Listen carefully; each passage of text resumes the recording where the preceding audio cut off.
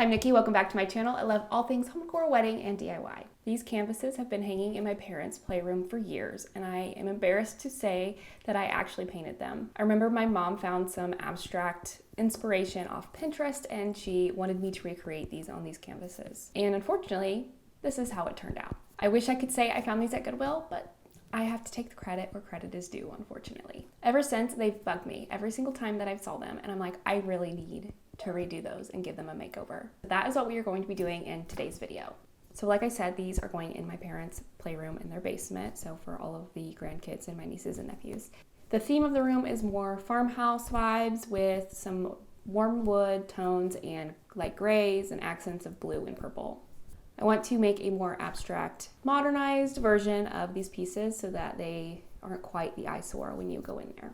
I started off by using inexpensive spackle that I got from the dollar store and added some texture along the entire board. I had a lot of fun with this because it was already making the art look way better. I used back and forth motions and then would drag my scraper with no pressure to add even more texture.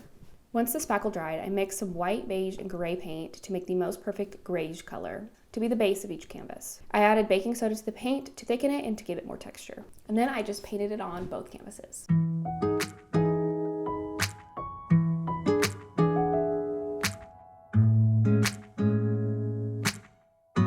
With a light hand, I took some blue and added it to random parts of the canvas. Then I used the original grayish color to help mask the opacity of the blue. I used swiping and stippling motions. I actually like the way that the spackle would get picked up or crumble during this process. I wanted to add more dimension, so I mixed gray with some of my grayish color to start adding a little more dark tones for contrast. Then I added more white with the grayish color and added more light tones to the piece. I went back and forth with those three colors to give the piece some great texture and dimension. I would add color and then stipple it until it was blended. And I did the exact same thing with the second canvas. This is probably going to be one of the shortest videos that I have because obviously it is just me painting and showing you how I did it. This is not really a tutorial unless it gives you some inspiration. But honestly, I love how these turned out. I'm going to continue this technique in the future when I have my own house to add like art to my house. I really love more abstract pieces versus like family portraits, which is shocking because I'm a photographer. I just like having it where it doesn't catch your eye too much and have it be more of a subtle piece of art.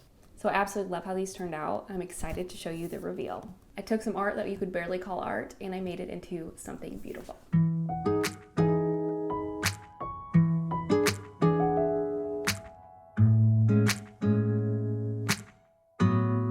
Again, I'm Nikki, and these are all of my social media handles. Thank you guys so much for watching. I'll see you in my next video.